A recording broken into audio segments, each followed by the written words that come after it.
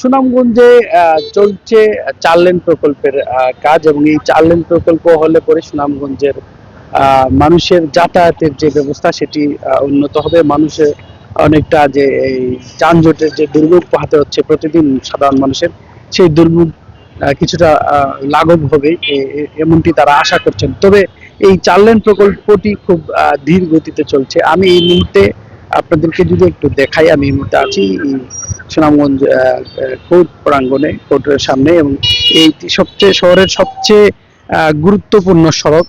এই সড়কটিতে কিন্তু সারা দিনই কিন্তু এই জ্যাম লেগে থাকে, শুধুমাত্র কোর্টের সামনে না, আপনার হাজিপাড়ার মুখ থেকে একদম ট্রাফিক পয়েন্ট পর্যন্ত এই যে 4 লেনের কাজ আছে সেই কাজের জন্য কিন্তু জ্যাম লেগে থাকে।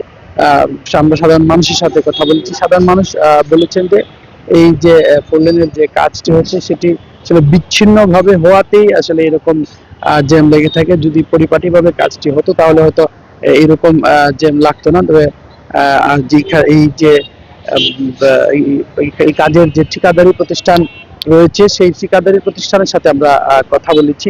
সেই ঠিকাদারি প্রতিষ্ঠান বলছে যে তাদের মূল তারা কিন্তু নভেম্বর থেকে এই কাজ শুরু হয়েছে, যদিও 25 সালের জুলাই থেকে কাজ শুরু হওয়ার কথা, এবং 25 সালের জুলাই কাজটি উদ্বোধন হয়েছে, কিন্তু তারা মূলত কাজ শুরু করেছে নভেম্বর থেকে, এবং এই কাজটি শেষ হওয়ার লক্ষ্যমাত্রা নির্ধারণ করা হয়েছে 2027 সালের জুন মাসে।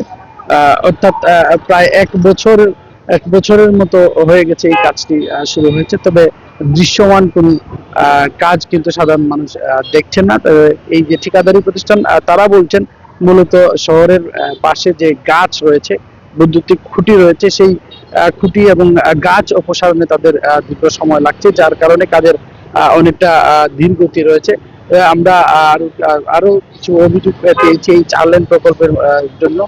সাধারণ মানুষ বলছেন যে এই কাজটি অনেকটা নিম্নমানের কাজ হচ্ছে, এবং তারা দাবি করছেন যে কর্তৃপক্ষ আছে তারা যাতে যথেষ্ট যথাযথভাবে এই কাজটি তদারকি করেন। কারণ এই কাজটি যদি সাধারণ মানুষের উপকারেই না আসে তাহলে এই কাজটি করে কোনো লাভ নেই। যার কারণে তারা মানুষজন বলছেন যে এই কাজটি যাতে সরকারের যে কর্তৃপক্ষ আছে তারা যেন এই কাজটি যথাযথভাবে তদারকি করেন, এবং এই যে বর্তমানে যে যানজটের নাকাল যে সুনামগঞ্জবাসী, এই যানজট নিরসনে যাতে সুনামগঞ্জের যে প্রশাসন রয়েছে, পৌর প্রশাসন রয়েছে, পুলিশ প্রশাসন রয়েছে, ট্রাফিক রয়েছে, তারা যেন দ্রুত কার্যকরী কোনো পদক্ষেপ নেন এই জ্যাম নিরসনে। এই ছিল আমার কাছে এই সুনামগঞ্জ 4 লেন প্রকল্পের সর্বশেষ তথ্য।